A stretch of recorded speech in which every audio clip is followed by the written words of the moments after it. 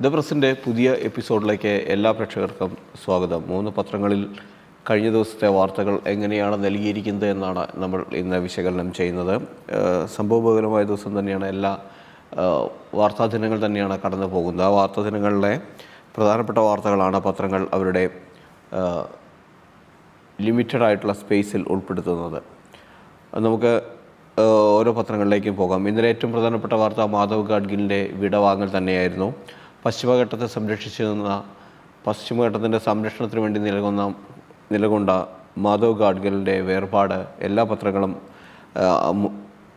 വളരെ പ്രാധാന്യത്തോടു കൂടി തന്നെ ഒന്നാം പേജിൽ നൽകിയിട്ടുണ്ട്. അതായത് മാതൃഭൂമിയാണ് ഏറ്റവും കൂടുതൽ പ്രാധാന്യം നൽകിയിരിക്കുന്നത് എന്ന് പറയാതെ വയ്യ. മാതൃഭൂമി മാധവ് ഗാഡ്ഗിലിനെ പശ്ചിമഘട്ടത്തെ കെട്ടിപ്പിടിച്ച് നിൽക്കുന്ന ഒരു മനുഷ്യൻ്റെ അദ്ദേഹത്തിൻ്റെ കാരിക്കേച്ചറോടുകൂടിയാണ് വരച്ചിരിക്കുന്നത്. അപ്പം മാധ്യമമാണെങ്കിൽ അദ്ദേഹത്തിൻ്റെ ഒരു വലിയ പടം തന്നെ ഒന്നാം പേജിൽ നൽകി. മാഞ്ഞു ആ തണൽ എന്ന പേരിൽ വാർത്ത നൽകിയിരിക്കുന്നു. മാതൃഭൂമി അത് കാവലാൾ മടങ്ങി എന്നാണ് തലക്കെട്ട് എഴുതിയിരിക്കുന്നത്. അതേസമയം സിറാജ് ആകട്ടെ ഒരു ചെറിയ ബോക്സ് വാർത്തയാക്കി, ചെറിയൊരു വാർത്തയാക്കി അതിനെ ഒതുക്കി എന്ന് ഉണ്ട്. മാധവ് ഗാഡ്ഗിൽ അന്തരിച്ചു എന്ന് പറഞ്ഞുകൊണ്ട് അവരുടെ പ്രയോറിറ്റികളിൽ മാറ്റമുണ്ടായിരുന്നു എന്നതുകൊണ്ട് തന്നെയാണ് ആ വാർത്തകൾ അന്ന് അത്രയും പ്രാധാന്യത്തോടു കൂടി തന്നെ, പക്ഷേ വലിയ പ്രാധാന്യം മറ്റു വാർത്തകൾക്ക് നൽകിക്കൊണ്ടവർ നൽകിയത്. പിന്നെ എ കെ ബാലൻ്റെ പ്രസ്താവന കഴിഞ്ഞ ദിവസം നമ്മൾ സംസാരിച്ചതാണ്. എ കെ ബാലൻ നടത്തിയ വർഗീയ പ്രസ്താവനയെ സംബന്ധിച്ച് വിവാദം. കഴിഞ്ഞ ദിവസം അതിൽ വി ഡി സതീശൻ്റെ പ്രതികരണം മാത്രമായിരുന്നുവെങ്കിൽ ഇന്നലെ അത് സി പി എമ്മിനകത്ത് നേതാക്കളുടെ പ്രതികരണത്തിലേക്ക് മാറി. സി പി എം നേതാക്കന്മാർ നടത്തിയ പ്രതികരണവുമായാണ് ഇന്നത്തെ വാർത്താ പ്രഭാതത്തിൽ പത്രം ഇറങ്ങിയിരിക്കുന്നത്. എ കെ ബാലനെ ന്യായീകരിച്ചും അതുപോലെ തന്നെ എതിർത്തും സി പി എമ്മിനകത്ത് നിന്ന് സ്വരം വന്നിരുന്നു. കഴിഞ്ഞ ദിവസം ടി പി രാമകൃഷ്ണൻ്റെ സ്വരം മാത്രമാണ് സി പി എമ്മിനകത്ത് നിന്ന് വിമർശിച്ചു എന്ന് നമ്മൾ പറഞ്ഞത്.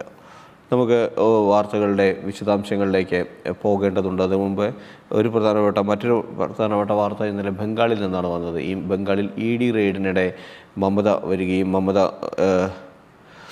അത് തടയുകയും എല്ലാം അവരെ ഇറക്കി വിടുകയും ചെയ്ത സംഭവങ്ങളെല്ലാം തന്നെ തൃണമൂൽ IT സെല്ലിൻ്റെയും തലവൻ്റെ വീട്ടിലായിരുന്നു, ഓഫീസിലുമായിരുന്നു റെയ്ഡ് നടന്നത്. അവരുടെ മമത നേരിട്ടെത്തി പ്രതിഷേധിച്ച് രേഖപ്പെടുത്തുകയും അത് വലിയ വാർത്തയായി മാറുകയും ചെയ്തിരുന്നു. അതെല്ലാം ആണ് ഒന്നാം പേജിലെ വാർത്തയായിട്ടുള്ളത്.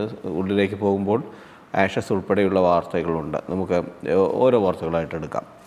നമുക്ക് ആദ്യം മാധവ് ഗാഡ്ഗിലിൻ്റെ വിടവാങ്ങൽ തന്നെയാണ് ഏറ്റവും പ്രധാനപ്പെട്ട വാർത്ത എന്ന് ഇന്നലെ പറയേണ്ടത്. കഴിഞ്ഞ 83 വയസ്സായിരുന്നു അദ്ദേഹത്തിനുണ്ടായിരുന്നത്. കഴിഞ്ഞ 10-20 വർഷത്തിലേറെയായി അദ്ദേഹം പശ്ചിമഘട്ടത്തിൻ്റെ സംരക്ഷണത്തിന് വേണ്ടി മാത്രം നിലകൊണ്ടു നിന്ന, പ്രകൃതിയെ ഒപ്പം ചേർത്ത് പരിസ്ഥിതിക്കായി ജീവിച്ച ഒരു മനുഷ്യനാണ് മാധവ് ഗാഡ്ഗിൽ. ഇന്ത്യയിൽ മൊത്തത്തിൽ ഒരു പരിസ്ഥിതിവാദത്തിന് തുടക്കം കുറിച്ച ശാസ്ത്രജ്ഞരിൽ ഒരാളാണ് അദ്ദേഹം. അതിൽ പ്രമുഖരാണ് അദ്ദേഹം എന്ന് പറയാതെ വയ്യ.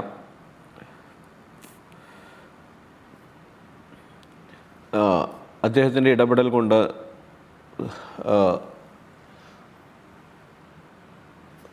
സംരക്ഷിക്കപ്പെട്ട പരിസ്ഥിതി പ്രദേശങ്ങൾ, പരിസ്ഥിതി ലോല മേഖലകളെല്ലാം ഒരുപാടുണ്ട്. നമുക്ക് മാധവ് ഗാഡ്ഗിൽ എന്നുള്ളത് പശ്ചിമഘട്ട സംരക്ഷണവുമായി ബന്ധപ്പെട്ട് അദ്ദേഹം നടത്തിയ പഠനത്തിൻ്റെയും മാധവ് ഗാഡ്ഗിൽ കമ്മിറ്റി റിപ്പോർട്ടിൻ്റെയും പേരിലാണ് നമുക്ക് കൂടുതൽ അദ്ദേഹത്തെ പരിചിതമായി തുടങ്ങിയത്. പക്ഷേ അതിനു മുമ്പ് തന്നെ അദ്ദേഹം പരിസ്ഥിതിക്ക് വേണ്ടി നിലകൊണ്ടിരുന്നു. പലപ്പോഴും അദ്ദേഹം വയനാടിൻ്റെ കാര്യത്തിലെല്ലാം തന്നെ അദ്ദേഹം എടുത്ത നിലപാടുകൾ ശ്രദ്ധേയമാണ്. അദ്ദേഹം പുത്തുമലയിൽ 2019 വയനാട് പുത്തുമലയിൽ ഉരുൾപൊട്ടലുണ്ടായപ്പോൾ അദ്ദേഹം അവിടെ വന്നിരുന്നു. ഇനിയും ഇവിടെ ഇത്തരത്തിലൊരു ദുരന്തത്തിന് സാധ്യതയുണ്ട് എന്ന് അദ്ദേഹം അന്നേ പ്രവചിച്ചിരുന്നു. അത് പലപ്പോഴും പ്രാവർത്തികമായി ഉണ്ടായി. നമുക്ക് മുണ്ടക്കൈ ചൂരൽമല ദുരന്തമെല്ലാം അതിന് ശേഷമാണ് ഉണ്ടായത്. അദ്ദേഹം ഒരു പ്രവചന സ്വഭാവത്തോടു കൂടിയാണ് അദ്ദേഹം പലപ്പോഴും പരിസ്ഥിതിയുടെ കാര്യത്തിൽ ഇടപെട്ടിരുന്നത്. അദ്ദേഹത്തിൻ്റെ പ്രവചന സ്വഭാവം എന്നുള്ളത് വെറുതെ അദ്ദേഹം പറയുന്നതല്ല. അദ്ദേഹം അത് പഠിച്ച് ഭൂപ്രകൃതിയെക്കുറിച്ച് ആഴത്തിൽ പഠിച്ച് അതിൽ നിന്നാണ് അദ്ദേഹം സംസാരിച്ചിരുന്നത്. ആ ഒരു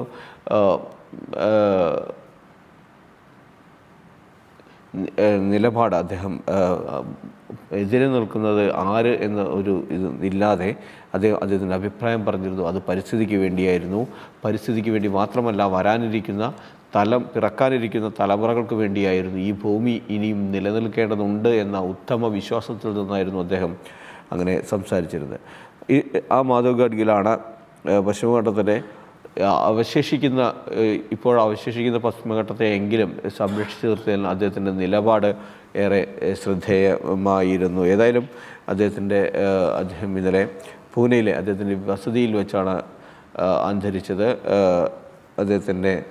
അദ്ദേഹം നമുക്ക് വേണ്ടി ചെയ്ത എല്ലാ നല്ല കാര്യങ്ങൾക്കും മുൻപിൽ നമുക്ക് നമസ്കരിക്കാം. അദ്ദേഹത്തിൻ്റെ ഓർമ്മകൾ എല്ലാ കാലവും പശ്ചിമഘട്ടം എന്ന് കേൾക്കുമ്പോൾ നമ്മുടെ മനസ്സിലുണ്ടാകുമെന്ന കാര്യത്തിൽ സംശയമില്ല. മറ്റു വാർത്തകളിലേക്ക് കടക്കുകയാണ്. മാതൃഭൂമിയുടെ ഏറ്റവും ഇന്നലത്തെ വാർത്തയും ഭൂമിയുമായി ബന്ധപ്പെട്ട് തന്നെയാണ്. അതായത് ഏറ്റെടുക്കാതെ ഭൂമിയെ കീറാം എന്ന ഒരു പാരിസ്ഥിതികാനുമതിക്ക് സ്ഥലമേറ്റെടുക്കൽ രേഖ വേണ്ടെന്ന് കേന്ദ്രം പറഞ്ഞു. നിലവിൽ വന്നാൽ പരിസ്ഥിതികാഘാതം കൂട്ടുമെന്ന ആശങ്ക.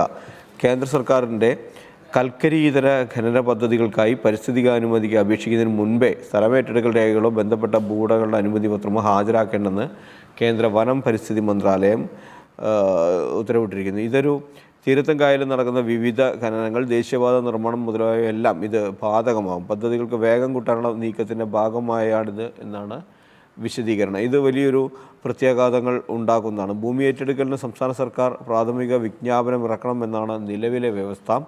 എന്നാൽ അത് പാരിസ്ഥിതിക പ്രാധാന്യമുള്ള പ്രദേശങ്ങളുടെ സുരക്ഷാ മാനദണ്ഡങ്ങൾ പുതിയ നിർദ്ദേശം നടപ്പിലാക്കുകയാണെങ്കിൽ അത് മാറും.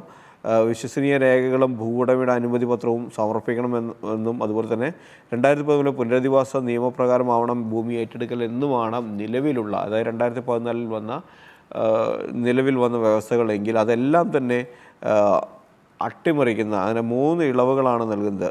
വന്യജീവി സങ്കേതങ്ങളുടെയും പരിസ്ഥിതി ലോല മേഖലകളുടെയും സമീപ പ്രദേശങ്ങളിൽ ഖനനാനുമതി ലഭിച്ചേക്കും. അതൊരു വലിയ വാർത്തയായി മാറുകയാണ്. കാരണം വന്യജീവി സങ്കേതങ്ങളുടെ ചുറ്റളവിലെല്ലാം തന്നെ ബഫർ സോൺ ഉൾപ്പെടെയുള്ളവ അവിടെ വീട് പോലും നിർമ്മിക്കാൻ അനുവദിക്കാത്ത ഇരിക്കുമ്പോഴാണ് അവിടെ ഖനനത്തിന് അനുമതി നൽകുന്നത്.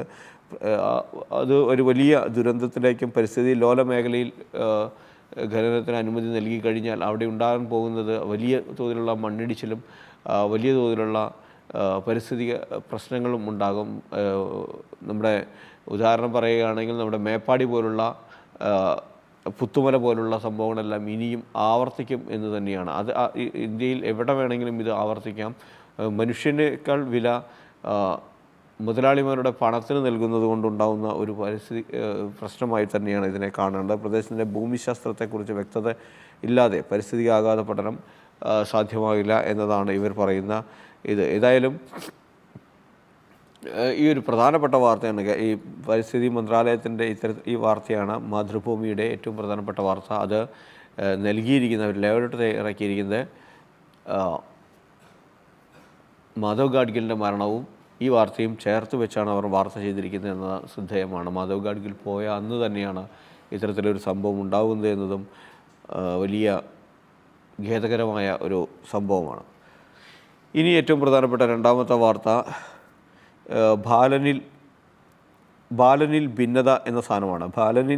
ബാലനിൽ ഭിന്നത എന്ന് പറയുന്നത് ബാലൻ കഴിഞ്ഞ ദിവസം നടത്തിയ ഒരു പ്രസ്താവനയുണ്ട്. അദ്ദേഹം ഒരു അഭിമുഖത്തിൽ പറഞ്ഞത് UDF അധികാരത്തിൽ വന്ന ജമാഅത്തെ ഇസ്ലാമി ആയിരിക്കും ആഭ്യന്തരം കൈകാര്യം ചെയ്യുക. അപ്പോൾ സംസ്ഥാനത്ത് കലാപങ്ങളെല്ലാം ഉണ്ടാകും, വർഗീയവാദികളുടെ കയ്യിലേക്ക് ആഭ്യന്തര വകുപ്പ് എത്തിച്ചേരും എന്നായിരുന്നു ബാലൻ നടത്തിയ പ്രസ്താവന. ഇതിനെതിരെയാണ് ഇപ്പോൾ ഭിന്നത വന്നിരിക്കുന്നത്. ബാലൻ പറഞ്ഞത് അനുഭവത്തിൻ്റെ വെളിച്ചത്തിലെന്നാണ് മുഖ്യമന്ത്രി ബാലനെ ന്യായീകരിക്കുന്നത്. ബാലനെ എല്ലായ്പ്പോഴും പ്രൊട്ടക്റ്റ് ചെയ്ത് കൊണ്ടുപോവുക, അല്ലെങ്കിൽ പിണറായിയെ എപ്പോഴും പ്രൊട്ടക്റ്റ് ചെയ്ത് കൊണ്ടുപോകുക എന്നുള്ളത് ബാലൻ്റെ ഒരു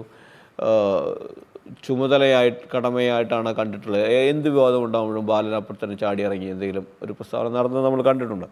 അപ്പോൾ ബാലനെ സംരക്ഷിക്കേണ്ടത് മുഖ്യമന്ത്രിയുടെയും ആവശ്യമാണ്. ബാലൻ നടത്തിയത് അനുഭവത്തിൻ്റെ വെളിച്ചത്തിൽ നടത്തിയ പരാമർശമാണെന്നാണ് മുഖ്യമന്ത്രി പിണറായി വിജയൻ്റെ കണ്ടെത്തൽ. അദ്ദേഹം പറയുന്നത് വർഗീയ സംഘർഷങ്ങളോ കലാപങ്ങളോ ഇല്ലാത്ത മാതൃകയാണ് ഇന്നത്തെ കേരളം, അതിൽ നിന്ന് വ്യത്യസ്തമായ ചിത്രം ഉണ്ടായിരുന്നു എന്നതാണ് ബാലൻ ഓർമ്മിപ്പിച്ചത് എന്നാണ് അദ്ദേഹം പറഞ്ഞത്. മാറാട് കലാപത്തിന് ശേഷം അന്നത്തെ മുഖ്യമന്ത്രി ആന്റണി അവിടെ സന്ദർശിക്കാൻ നമ്മൾ മുഖ്യമന്ത്രി കുഞ്ഞാലിക്കുട്ടി വരാൻ പാടില്ലെന്ന് RSS നിബന്ധന വെച്ചു. അവരുടെ അനുവാദം വാങ്ങി ആന്റണി അവിടെ പോകുന്ന സ്ഥിതി ഉണ്ടായി. ഇതൊക്കെയാണ് ഇതിന് ന്യായീകരണമായി മുഖ്യമന്ത്രി പറയുന്നത്. അതേസമയം MV ഗോവിന്ദനാകട്ടെ കൃത്യമായ ഒരു നിലപാട് ഇക്കാര്യത്തിൽ പാർട്ടി സെക്രട്ടറി പറഞ്ഞിരിക്കുന്നു. ഭാവനാ ലോകത്തു നിന്നല്ല രാഷ്ട്രീയം പറയേണ്ടത് എന്നാണ് MV ഗോവിന്ദൻ ബാലന് നൽകിയിരിക്കുന്ന മറുപടി. UDF അധികാരത്തിൽ വന്ന ജമാഅത്ത് ഇസ്ലാമി മുതിർന്ന നേതാവ് AK ബാലൻ പറഞ്ഞതിനെപ്പറ്റി CPM ഭിന്നത അങ്ങനെ തുടരുകയാണ് എന്ന് പറയാം. ഇത് അസംബന്ധമാണ് ഈ നിലപാട് എന്നാണ് MV ഗോവിന്ദൻ, തിരുവനന്തപുരം ജില്ലാ കമ്മിറ്റി യോഗത്തിലായിരുന്നു ഗോവിന്ദൻ്റെ അഭിപ്രായ പ്രകടനം. അസംബന്ധമാണ് AK ബാലൻ നടത്തിയ പരാമർശം എന്നാണ് ഗോവിന്ദ മാഷ് നടത്തിയിരിക്കുന്ന പ്രസ്താവന. ജില്ലാ കമ്മിറ്റി അംഗങ്ങൾ രൂക്ഷമായി വിമർശിച്ചപ്പോൾ അതിനെ അദ്ദേഹം ശരിവയ്ക്കുകയായിരുന്നു. ബാലൻ സ്വപ്നലോകത്ത് നിന്നാണ് കാര്യങ്ങൾ പറയുന്നതെന്നും ഭാവന ലോകത്ത് നിന്നല്ല രാഷ്ട്രീയം പറയേണ്ടതെന്നും ഗോവിന്ദൻ പറഞ്ഞു. ബാലൻ്റെ പരാമർശം നിരുത്തരവാദപരമാണെന്നും സാങ്കല്പിക ചോദ്യത്തിന് സാങ്കല്പികമായ ഉത്തരം നൽകുകയായിരുന്നുവെന്നും ഗോവിന്ദൻ കുറ്റപ്പെടുത്തി. ഏതായാലും അനവസരത്തിലുള്ള ബാലൻ്റെ പ്രതികരണം പാർട്ടിയെയും മുന്നണിയും വെട്ടിലാക്കിയിട്ടുണ്ടെന്ന കാര്യം സംശയമില്ല. പാലക്കാടും കഴിഞ്ഞ ദിവസം പാലക്കാട് ജില്ലാ കമ്മിറ്റി ജില്ലാ സെക്രട്ടേറിയറ്റിലും രൂക്ഷമായ വിമർശനം തന്നെ AK ബാലന് നേരിടേണ്ടി വന്നിരുന്നു. ഇത്തരത്തിലുള്ള നാവ് അടക്കി വെച്ചില്ലെങ്കിൽ ജനം അതിനുള്ള മറുപടി നൽകുമെന്ന് തന്നെയാണ് പാർട്ടി ഇപ്പോൾ തിരിച്ചറിയുന്നുണ്ട്. ഇത്രയും കാലം നടത്തിയിരുന്ന പരാമർശങ്ങൾ പോലെയല്ല ഇനി ഉള്ള കാര്യങ്ങൾ ശ്രദ്ധിക്കേണ്ടതുണ്ട് എന്ന് പാർട്ടി തിരിച്ചറിയുന്നു എന്നത് തന്നെയാണ്.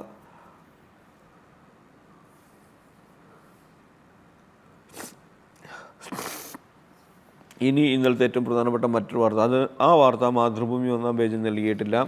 മാധ്യമവും സിറാജുമാണ് ഏറ്റവും പ്രധാനപ്പെട്ട വാർത്തയായി നൽകിയിരിക്കുന്നത്. അതായത് ED റെയ്ഡ് സംബന്ധിച്ച്, കൊൽക്കത്തയിലെ ED റെയ്ഡ് നേരിട്ടെത്തി മമതയുടെ പ്രതിഷേധം എന്നാണ് മാധ്യമം നൽകിയിരിക്കുന്നത്. എങ്കിൽ ബംഗാളിൽ EDയിൽ അടി എന്നാണ് സിറാജ് നൽകിയിരിക്കുന്നത്. അതായത് കൽക്കരി ഖനന അഴിമതിയുമായി ബന്ധപ്പെട്ട ഹവാല കേസ് അന്വേഷണത്തിനാണ് ED എത്തിയത്. IT സെൽ സ്ഥാപകനും, അതായത് തൃണമൂലിൻ്റെ IT സെല്ലിൻ്റെ തലവനും പൊളിറ്റിക്കൽ കൺസൾട്ടൻസി സ്ഥാപനമായ ഐപാക്കിൻ്റെ ഡയറക്ടറുമായ പ്രതീക് ജെയിനിൻ്റെ വീട്ടിലായിരുന്നു, ഓഫീസിലുമായിരുന്നു എൻഫോഴ്സ്മെൻറ്റ് ഡയറക്ടറേറ്റ് റെയ്ഡ് നടത്തിയത്. അവിടേക്ക് ബംഗാൾ മുഖ്യമന്ത്രി മമത കടന്നു വരികയും EDയെ വെല്ലുവിളിക്കുകയും ചെയ്തു.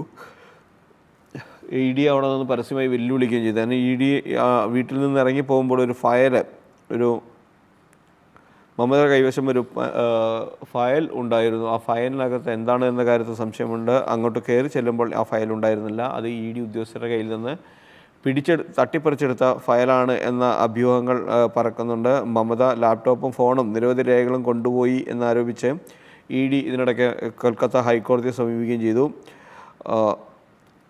CRPFൻ്റെ പാരാമിലിറ്ററിയുടെ സംരക്ഷണത്തിലായിരുന്നു റെയ്ഡ് നടന്നത് എങ്കിൽ കൂടി അതിനെ എല്ലാം കവച്ചു വയ്ക്കുന്ന ഒരു പ്രകടനമായി പോയി മമതയുടേത് എന്നാണ് വാർത്തയിൽ പറയുന്നത്.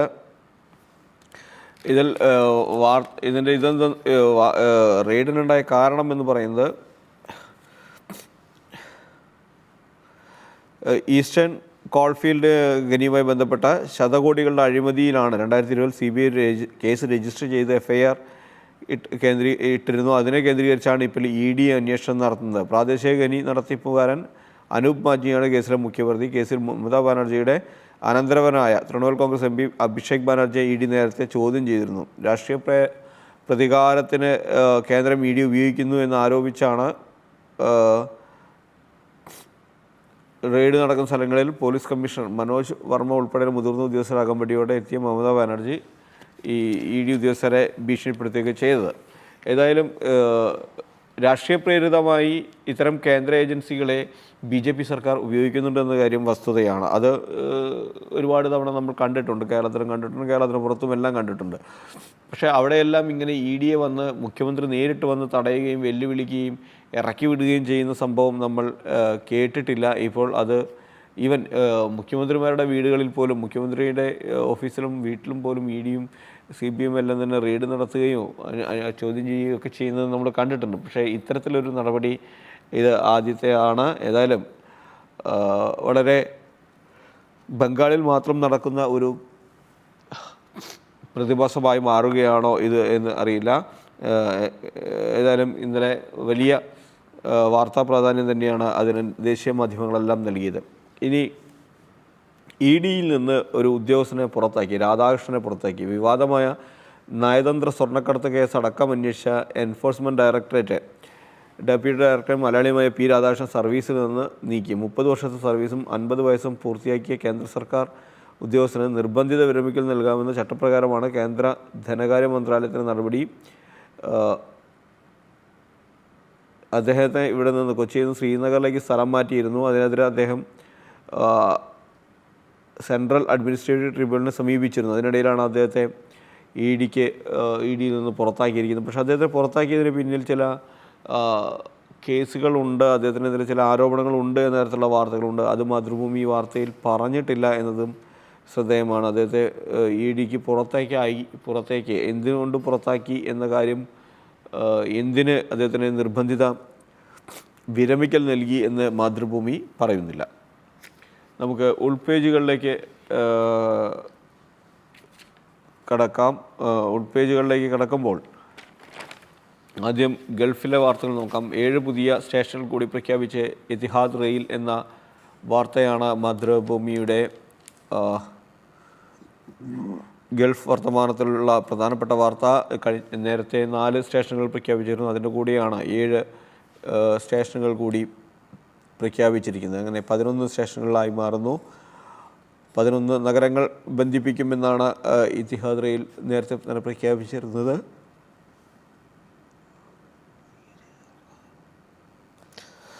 സ്വയം നിയന്ത്രിത വാഹനങ്ങൾക്ക് ദുബൈയിൽ പുതിയ കേന്ദ്രം വരുന്നു എന്ന വാർത്ത. ചൈനയ്ക്ക് പുറത്ത് ഇതാദ്യമായാണ് ഇത്തരമൊരു കേന്ദ്രം തുറക്കുന്നത് എന്ന വാർത്തയാണ് മാതൃഭൂമി നൽകിയിരിക്കുന്ന രണ്ടാമത്തെ പ്രധാനപ്പെട്ട വാർത്തയായി കാണുന്നത്. അതായത് ഡ്രൈവറിലെ ടാക്സികൾക്ക് മികച്ച അടിസ്ഥാന സൗകര്യങ്ങൾ നൽകുന്നതിന് Baidu Apollo Go autonomous vehicles operations and control centre തുറന്നു. Dubai Roads and Transport Authority ചെയർമാനാണ് അത് ഉദ്ഘാടനം ചെയ്ത്. ചൈനയ്ക്ക് പുറത്ത് ഇതാദ്യമായാണ് ഇത്തരമൊരു കേന്ദ്രം തുറക്കുന്നത്. ചൈനയിലെ മൾട്ടിനാഷണൽ ടെക്നോളജി കമ്പനിയാണ് ബൈദുവും ആർ ടി ഐയും സംയുക്തമായി 50 ഡ്രൈവറില്ലാ ടാക്സികൾ ഈ വർഷം ഔദ്യോഗികമായി പുറത്തിറക്കും. ബൈദുവിൻ്റെ റൈഡ് ഹെയിലിംഗ് സേവനമായ അപ്പോളോ ഗോയും ഇത് സംബന്ധിച്ച് കഴിഞ്ഞ വർഷം ധാരണയായിരുന്നു. അങ്ങനെ സ്വയം നിയന്ത്രിത വാഹനങ്ങൾക്ക് വേണ്ടി ദുബൈയിലൊരു പുതിയ കേന്ദ്രം തുറന്നിരിക്കുന്നു എന്ന പ്രധാനപ്പെട്ട വാർത്ത രണ്ടാം പേജിൽ തന്നെ ഗൾഫ് വർത്തമാനത്തിൽ നൽകിയിരിക്കുന്നു. പിന്നീട് ഏറ്റവും പ്രധാനപ്പെട്ട വാർത്ത എന്ന് പറഞ്ഞാൽ ആഗോളതലത്തിലുള്ളൊരു വാർത്തയാണ്. ഗൾഫിൽ മാത്രമല്ല ആഗോളതലത്തിലുള്ളൊരു വാർത്തയാണ് നൽകിയിരിക്കുന്നത്. അതായത് നാൻ അടക്കമുള്ള നെസ്ലെ ബേബി ഫോർമുല തിരിച്ചു വിളിച്ച്, അതായത് 4 ഗൾഫ് രാജ്യങ്ങളിലടക്കം നെസ്ലെ അവരുടെ ബേബി ഫോർമുല അതിൽ വിഷാംശം കണ്ടെത്തിയതിനെ തുടർന്നാണ് തിരിച്ചു വിളിച്ചത്. ഡിസംബർ മുതൽ അതിനെ തിരിച്ചു വിളിക്കുന്ന നടപടിക്രമങ്ങൾ ആരംഭിച്ചിരുന്നു. ഇവിടെ ഗൾഫിലും 4 രാജ്യങ്ങൾ അത് തിരിച്ചു വിളിച്ചു എന്ന വാർത്തയാണ് നൽകിയിരിക്കുന്നത്. അതൊരു ഇൻ്റർനാഷണൽ വാർത്തയാണ്. നമ്മുടെ സിറാജിൻ്റെ ഉൾപേജുകളിലും ഉള്ള പ്രധാനപ്പെട്ട വാർത്ത എത്തിഹാദ് റെയിൽ പാസഞ്ചർ ശൃംഖലയുടെ വിവരങ്ങൾ പുറത്തുവിട്ടു എന്ന് പറഞ്ഞുകൊണ്ട് 4 പുതിയ സ്റ്റേഷനുകൾ തുറക്കുന്നു എന്ന വാർത്ത തന്നെയാണ്. അതുപോലെ മാധ്യമത്തിലും ഇത് തന്നെയാണ്. എത്തിഹാദ് റെയിൽ 7 പുതിയ സ്റ്റേഷനുകൾ പ്രഖ്യാപിച്ചു എന്ന വാർത്തയും, അതുപോലെ ദുബൈയിൽ ആദ്യ ഡ്രൈവറില്ല ടാക്സി കൺട്രോൾ സെൻറ്റർ തുറന്നു എന്ന വാർത്തയുമാണ് ഏറ്റവും പ്രധാനപ്പെട്ട വാർത്തയെ നൽകിയിരിക്കുന്നത്. ഒപ്പം നെസ്ലയുടെ ബേബി ഫോർമുലയുടെ വിവിധ ഉൽപ്പന്നങ്ങൾ പിൻവലിച്ചു എന്ന വാർത്തയും നൽകിയിരിക്കുന്നു. ഉൾപേജുകളിലേക്ക് ഇനി കടക്കുകയാണ് എങ്കിൽ ഏറ്റവും പ്രധാനപ്പെട്ട വാർത്ത കടക്കുന്നത് പിണറായി വിജയൻ ഇടതുമുന്നണി 3ാമതും അധികാരത്തിൽ വരുമെന്ന പറഞ്ഞ സംഭവമാണ്. അത് തദ്ദേശ തോൽവി മിഷൻ 110 LDF യോഗം ഇന്ന് ചേരുന്നുണ്ട്. ഇതെല്ലാം പ്രധാനപ്പെട്ട വാർത്തകളായി തന്നെ ഒരുമിച്ച് തന്നെ വരുന്നുണ്ട്. മിഷൻ 110 ഇടതുമുന്നണി 3ാമതും അധികാരത്തിൽ വരുമെന്ന് പറഞ്ഞുകൊണ്ട് ഇന്നലെ മന്ത്രിസഭാ യോഗത്തിന് ശേഷം പിണറായി വിജയൻ ഒരു പ്രസൻറ്റേഷൻ നടത്തുകയുണ്ടായത്രേ. 3 മണിക്കൂർ നീണ്ടുന്ന പ്രസൻറ്റേഷനിൽ എന്തുകൊണ്ട് ഇടതുപക്ഷം വീണ്ടും അധികാരത്തിൽ വരുമെന്ന് പറയുകയും 110 സീറ്റുകൾ കിട്ടുമെന്നാണ് പിണറായി വിജയൻ പ്രവചിച്ചിരിക്കുന്നത് എന്നുമാണ് വാർത്തകൾ വരുന്നത്.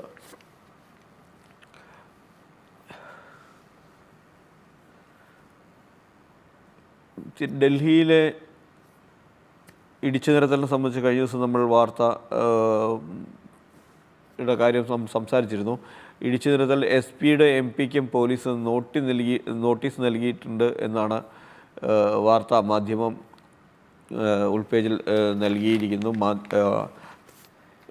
SP-യുടെ MP ആയ അദ്ദേഹത്തിൻ്റെ സ്ഥലം, അതായത് സംഘർഷവുമായി ബന്ധപ്പെട്ടാണ് AP മഹീബുല്ല നദ്വിക്ക് പോലീസ് സമൻസ് അയച്ചത്. അവിടെ പുലർച്ചെ ഇടിച്ചു പൊളിക്കാൻ വന്നപ്പോൾ സംഘർഷമുണ്ടായിരുന്നല്ലോ. അതുമായി ബന്ധപ്പെട്ടാണ് ഇപ്പോൾ നോട്ടീസ് നൽകിയിരിക്കുന്നത് എന്നാണ് വാർത്ത നൽകിയിരിക്കുന്നത്. സിറാജിൻ്റെ ഉൾപേജിൽ ഒരു പ്രധാനപ്പെട്ട വാർത്ത എന്ന് പറഞ്ഞാൽ ക്ലീൻ ചീറ്റ് നൽകിയിരിക്കുന്നു. സ്വർണ്ണക്കൊള്ള കേസിൽ ഡി മണിക്ക് പ്രത്യേക അന്വേഷണ സംഘം ക്ലീൻ ചീറ്റ് നൽകിയെന്ന വാർത്ത ഏറ്റവും പ്രധാനപ്പെട്ട വാർത്തയെ തന്നെ അവർ നൽകിയിട്ടുണ്ട്. അതുപോലെ തന്നെ സ്ഥാനാർത്ഥി നിർണയത്തിൽ PR ഏജൻസിയുമായി BJP എന്നാണ് ഒരു പ്രധാനപ്പെട്ട വാർത്തയായി നിൽക്കുന്നത്. ഈ തിരഞ്ഞെടുപ്പ് ഇപ്പോൾ തദ്ദേശ തെരഞ്ഞെടുപ്പ് കഴിഞ്ഞതോടുകൂടി തന്നെ നിയമസഭാ തെരഞ്ഞെടുപ്പിലേക്ക് ഫോക്കസ് മാറ്റിയിരിക്കുകയാണ് നമ്മുടെ പത്രങ്ങളെല്ലാം തന്നെ, മാധ്യമങ്ങളെല്ലാം തന്നെ. സ്ഥാനാർത്ഥി നിർണയത്തിൽ PR ഏജൻസിയുമായി BJP. PR agency Palakkad Unni മുകുന്ദനെ കണ്ടെത്തിയത് PR ഏജൻസിയാണ് എന്നാണ് പറയുന്നത്. അതിൽ എല്ലാം വലിയ തോതിലുള്ള പ്രതിഷേധമുണ്ട്. പാലക്കാട് ആര് എന്നാലും ജയിക്കും എന്നാണ് പ്രാദേശിക നേതാക്കൾ പറയുന്നത്. അത്തരത്തിലുള്ള വാദങ്ങളെല്ലാം ഉണ്ട്. നമുക്ക് എഡിറ്റോറിയൽ പേജിലേക്ക് പോവുകയാണ് എങ്കിൽ ഇനി നമ്മൾ എഡിറ്റോറിയൽ പേജിലേക്കാണ് എത്തുന്നത്. മലപ്പുറം ജില്ലയുടെ വിഭജനം അനിവാര്യമാണ് എന്നാണ് സിറാജ് പറയുന്നത്. മലപ്പുറം ഒരു വലിയ ജില്ലയാണ്, അതുകൊണ്ട് അതിൻ്റെ വിഭജനം വേണം എന്നാണ് സിറാജിൻ്റെ ഒരു വാദം. ഈ മലപ്പുറം ജില്ലയുടെ വിഭജനം എന്നത് SDPI ഏറെക്കാലമായി തിരൂര് കേന്ദ്രീകരിച്ചുകൊണ്ടൊരു ജില്ല വേണമെന്ന് ഏറെക്കാലമായി വാദം ഉന്നയിക്കുന്നുണ്ട്. അതിനൊരു വിഘടനവാദ പരമായിട്ടുള്ള നിലപാടായാണ് പലരും അതിനെ സമീപിച്ചിരുന്നത്. ഒരു മലപ്പുറം ജില്ല 69-ലുണ്ടായ മലപ്പുറം ജില്ലയാണ് ഇന്ന് ഏറ്റവും കൂടുതൽ പഞ്ചായത്തുകളും നഗരസഭകളും ഒക്കെ ഉള്ള കേരളത്തിലെ ജില്ല എന്ന കാര്യം മറക്കാതിരിക്കാൻ ആവില്ല. അതൊരു നിഷേധിക്കാനാവാത്ത ഇതാണ്. 116 പഞ്ചായത്ത് മലപ്പുറം ജില്ലയിൽ മാത്രം ഉണ്ട്. അതൊരു വലിയ ജില്ലയായി തന്നെയാണ് നിലനിൽക്കുന്നത്. ജനസംഖ്യാടിസ്ഥാനത്തിൽ നോക്കുകയാണെങ്കിലും ഏകദേശം 2015 സെൻസസ് അനുസരിച്ച് 41.12 ലക്ഷമുണ്ട്. ആധാർ എൻറോൾമെൻറ്റും പ്രൊജക്ഷൻ അടിസ്ഥാനമാക്കിയുള്ള വിലയിരുത്തൽ പ്രകാരം 46.5 ലക്ഷം വരും ജില്ലയിലെ 2024-25 ജനസംഖ്യ. രൂപവൽക്കരണ കാലത്ത് അപേക്ഷിച്ച 3.3 മടങ്ങാണ് വർധന. അതേസമയം കോട്ടയം ജില്ലയിൽ മലപ്പുറത്തിൻ്റെ പകുതിയിൽ താഴെയാണ് ജനസംഖ്യ, 20.5. അപ്പോൾ പത്തനംതിട്ട ജില്ലയിൽ അങ്ങനെ ഓരോ ജില്ലകളുടെയും ജനസംഖ്യയെല്ലാം വെച്ചുകൊണ്ടാണ് ഈ ഒരു ആവശ്യം അവർ ഉന്നയിക്കുന്നത്. സംസ്ഥാന സർക്കാരിനും അതുപോലെ തന്നെ രാഷ്ട്രീയ നേതൃത്വങ്ങൾക്കെല്ലാം മലപ്പുറം ജില്ല വിഭജിക്കേണ്ടതിൻ്റെ ആവശ്യകതയെക്കുറിച്ച് കൃത്യമായിട്ട് അറിയാം. എന്നാലും അത് ചെയ്യുന്നില്ല. ബോധ്യമുണ്ട് എന്നാണ് ഇവർ പറയുന്നത്.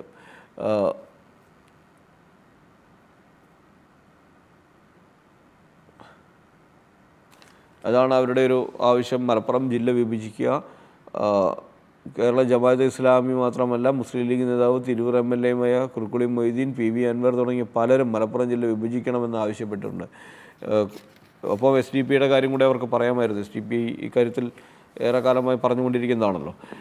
മാധ്യമത്തിലേക്ക് വരികയാണെങ്കിൽ CPM-ൻ്റെ വർഗീയ രാഷ്ട്രീയത്തിൽ ഇടറി വീഴുന്ന CPM എന്ന് പറഞ്ഞുകൊണ്ടാണ് സംഘപരിവാർ രാഷ്ട്രീയത്തെ ആശയപരമായി നേരിടേണ്ട പാർട്ടി അവർ ഒരുക്കിവെച്ച വിദ്വേഷത്തിൻ്റെ കളിക്കളത്തിലേക്ക് ഇറങ്ങിച്ചെല്ലുന്നത് ഒടുവിൽ പ്രസ്ഥാനത്തിൻ്റെ തൻ്റെ അന്ത്യത്തിനായിരിക്കും വഴിതെളിക്കുക എന്നതാണ് അവരുടെ ഒരു പ്രധാനപ്പെട്ട.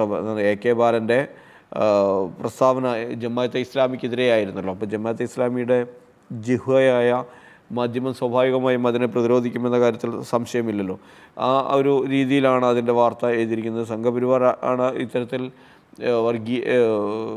വർഗീയത പറയുന്നത് എങ്കിൽ ഇപ്പോൾ CPM പറയുന്നു എന്നാണ്. ഉത്തരേന്ത്യയിൽ പരീക്ഷിച്ച് പരാജയപ്പെട്ട അതേ വഴി, കോൺഗ്രസ് പരീക്ഷിച്ച് പരാജയപ്പെട്ട അതേ വഴികളിലൂടെ CPM സഞ്ചരിക്കുമ്പോൾ മലിനീകരിക്കപ്പെടുന്നത് സഹസ്രാബ്ദങ്ങളിലൂടെ നാം ആർജിച്ച സഹവർത്തിത്വത്തിൻ്റെ തെളിനീരാണെന്ന് CPM ഓർക്കുന്നത് നന്ന് എന്നൊക്കെ പറഞ്ഞുകൊണ്ട് CPM-ന് ഉപദേശിക്കുന്നുണ്ട്.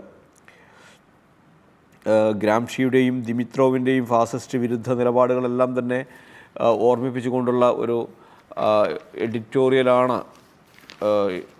മാധ്യമം എഴുതിയിരിക്കുന്നത്. മാധ്യമത്തിന് എഡിറ്റോറിയൽ എഴുതുമ്പോൾ മാധ്യമത്തിൻ്റെ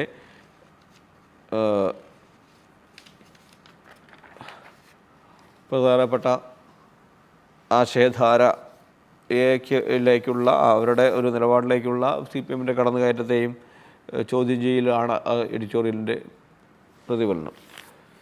പ്രകൃതിയുടെ പോരാളി എന്ന പേരിൽ മാധവ് ഗാഡ്ഗിലിനെ കുറിച്ചാണ് മാതൃഭൂമി എഴുതിയിരിക്കുന്നത്. മാതൃഭൂമി അത് പശ്ചിമഘട്ട സംരക്ഷണത്തിനായി മാധവ് ഗാഡ്ഗിൽ നടപ്പിലാക്കിയ അല്ലെങ്കിൽ അദ്ദേഹം ചെയ്ത കാര്യങ്ങളാണ് എഴുതിയിരിക്കുന്നത്. എഡിറ്റോറിയൽ പേജിൽ അദ്ദേഹത്തിന് ലഭിച്ചിരിക്കുന്ന മാധവ് ഗാഡ്ഗിൽ ലഭിച്ചിരിക്കുന്ന പുരസ്കാരങ്ങളുടെ ഒരു വലിയ പട്ടികയുണ്ട്. അദ്ദേഹത്തെക്കുറിച്ച് ഒരു എഡിറ്റോറിയൽ എഴുതാൻ മാതൃഭൂമി തയ്യാറായി എന്നത് ശ്ലാഘനീയമാണ്.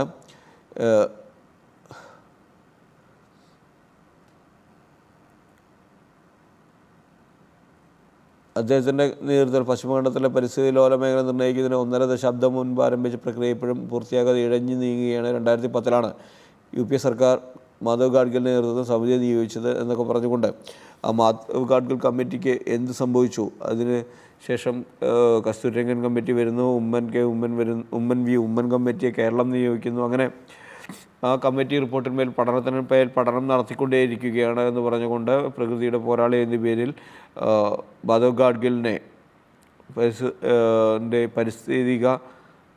പാരിസ്ഥിതിക ദർശനം വികസനം വിനാശത്തിനാകരുതെന്ന നിലപാട് അദ്ദേഹം വിട്ടുവീഴ്ച ചെയ്തില്ല. വനങ്ങളുടെയും പ്രകൃതിയും സംരക്ഷണം അതിൽ ജീവിക്കുന്ന സമൂഹങ്ങളുടെയും സാധ്യമാക്കാമെന്ന് അദ്ദേഹം വിശ്വസിച്ചു തുടങ്ങി. അദ്ദേഹത്തെക്കുറിച്ചുള്ള ഓർമ്മ തന്നെയാണ് പൂർണ്ണമായും ആ എഡിറ്റോറിയൽ ഉള്ളത്. നമുക്ക് സ്പോർട്സ് പേജിലേക്ക് പോകാം. സ്പോർട്സ് പേജിൽ ആഷസ് തന്നെയാണ് ഏറ്റവും പ്രധാനപ്പെട്ട വാർത്തയായി നിൽക്കുന്നത്. ഒപ്പം വനിതാ പ്രീമിയർ ലീഗിന് ഇന്ന് തുടക്കമാകുന്നു എന്ന വാർത്തയും ഉണ്ട്. ഓസീസ് എന്നാണ് പരമ്പര സ്വന്തമാക്കിയ ആഷസ് പരമ്പരയിലെ 5ാം ടെസ്റ്റിൽ ഓസ്ട്രേലിയക്ക് 5 വിക്കറ്റ് ജയം. ആ പരമ്പര സ്വന്തമാക്കിയ ടീം കപ്പുയർത്തി നിൽക്കുന്നു. അതിന് 2 ക്യാപ്റ്റന്മാരുണ്ടായിരുന്നു. പാറ്റി സ്ഥിരം ക്യാപ്റ്റൻ, അദ്ദേഹം പക്ഷേ ഒരു ടെസ്റ്റ് മാത്രമാണ് കളിച്ചത്. സ്റ്റാൻഡിംഗ് ക്യാപ്റ്റനായ സ്മിത്ത്, ഇവർ രണ്ടുപേരും ചേർന്നാണ് കപ്പ് ഉയർത്തിപ്പിടിച്ചിരിക്കുന്നത്. പടത്തിൽ എല്ലാ പ്ലെയേഴ്സും ഉണ്ട്. വിരമിച്ച കവാജ അടക്കമുള്ളവർ ഉണ്ട്. ആ ടീം ഓസീസ് എന്ന പേരിൽ ഉണ്ട്. വാർത്ത നൽകിയിരിക്കുന്നു. ഇതോടെ ആഷസ് പരമ്പരയിൽ ഓസ്ട്രേലിയ 35 ജയിച്ചപ്പോൾ ഇംഗ്ലണ്ടിൻ്റെ വിജയം 32 7 സമനിലയിൽ കുരുങ്ങി എന്ന കണക്കുകളെല്ലാം തന്നെ നൽകിയിരിക്കുന്നു. ഒപ്പം ഇനി അടുത്ത പ്രധാനപ്പെട്ട വാർത്ത, വിജയ് ഹസാരെ ക്രിക്കറ്റിൽ നിന്ന് കേരളം പുറത്തായി എന്ന വാർത്തയും നൽകിയിരിക്കുന്നു. നിർണായക മത്സരം തമിഴ്നാടിനോട് 77 റൺസിന് തോറ്റോടുകൂടിയാണ് പുറത്തായത്. ഏതൻ ആപ്പിൾ ടോമിന് 6 വിക്കറ്റ് കിട്ടി എന്ന വാർത്തയും അവർ ഏതൻ്റെ പടം വെച്ചുകൊണ്ട് തന്നെ നൽകിയിരിക്കുന്നു. വനിതാ ചാമ്പ്യൻസ് പോരാട്ടം ഇന്ന് ആരംഭിക്കുകയാണ്. വനിതാ പ്രീമിയർ ലീഗ് ക്രിക്കറ്റിന് ഇന്ന് തുടക്കം. മുംബൈ ഇന്ത്യൻസും റോയൽ ചലഞ്ചേഴ്സും തമ്മിൽ രാത്രി 7:30 ആദ്യ മത്സരമെന്നും ഉണ്ട്. സർഫറാസിന് വേഗമേറിയ അർദ്ധ സെഞ്ചുറി നേടിയ വാർത്തയും, തിലക് വർമ്മ പരിക്കേറ്റ് അദ്ദേഹത്തിന് ഇനി ന്യൂസിലാൻഡ് പരമ്പരയിൽ നിന്ന് പുറത്താക്കി എന്ന വാർത്തയും നൽകിയിരിക്കുന്നു. ഇതേ പ്രധാന വാർത്തകൾ തന്നെയാണ് മാധ്യമത്തിലും ഉള്ളത്. മാധ്യമം ആഷസിനെ കൺഗ്രാജുലേഷൻസ് എന്നാണ് എഴുതിയിരിക്കുന്നത്. കൺഗ്രാജുലേഷൻസ് എന്നുള്ളതിന് കൺഗ്രാജുലേഷൻസ് എന്ന് എഴുതിക്കൊണ്ട് സ്മിത്ത് ടീമിൻ്റെ ഗ്രൂപ്പ് ഫോട്ടോ എടുക്കുന്ന ചിത്രം നൽകിയിരിക്കുന്നു. പ്രീമിയർ ലീഗിൽ ഗേൾസ് ഡാൻസ് എന്ന പേരിലാണ് അവർ വനിതാ പ്രീമിയർ ലീഗിൻ്റെ വാർത്ത നൽകിയിരിക്കുന്നത്. ആ താരങ്ങളുടെ എല്ലാം ക്യാപ്റ്റന്മാരുടെ എല്ലാം പടം നൽകിയിരിക്കുന്നത്. മുംബൈക്ക് സർഫറാസിൻ്റെ അതിവേഗ 50 അടിച്ചിട്ട് പോലും മുംബൈക്ക് അവിശ്വസനീയമായ പരാജയം, 1 റൺസിന് പഞ്ചാബിനോട് തോറ്റു എന്ന വാർത്ത മാധ്യമം നൽകിയിരിക്കുന്നു. സിറാജിൻ്റെ സ്പോർട്സ് പേജിൽ ഓസീസ് മാതൃഭൂമിയുടെ അതേ തലക്കെട്ട് തന്നെയാണ് നൽകിയിരിക്കുന്നത്. വനിതാ പ്രീമിയർ ഷോ എന്ന വാർത്തയും ഏതൻ എന്ന് പറഞ്ഞുകൊണ്ട് കേരളം വിജയ് ഹസാരെ പരമ്പരയിൽ തോറ്റ വാർത്തയും നൽകിയിരിക്കുന്നു. ഇത്രയുമാണ്